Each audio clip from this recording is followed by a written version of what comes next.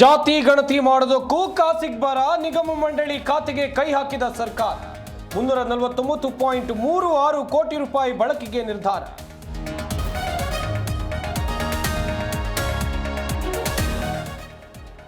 ತಾಯಿ ಮರಣ ಸೂಚ್ಯಂಕದಲ್ಲಿ ರಾಜ್ಯ ಮುಂದಿದೆ. ಮರಣ ಪ್ರಮಾಣ ಶೂನ್ಯಕ್ಕೆ ಇಳಿಸೋಕೆ ಪ್ರಯತ್ನ. ಸಚಿವ ದಿನೇಶ್ ಗುಂಡೂರಾವ್ ಹೇಳಿಕೆ.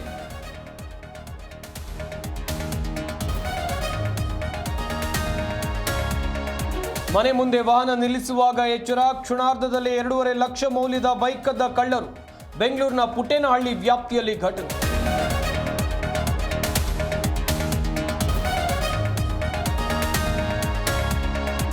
ಸೈಡಿಗೆ ವಾಲಿದ 4 ಅಂತಸ್ತಿನ ಕಟ್ಟಡ. ಕೋರಮಂಗಲದ ಜಕ್ಕಸಂದ್ರದಲ್ಲಿ ಘಟನೆ. ಬಾಡಿಗೆ ಮನೆಯವರನ್ನ ಖಾಲಿ ಮಾಡಿಸಿದ ಮಾಲೀಕ.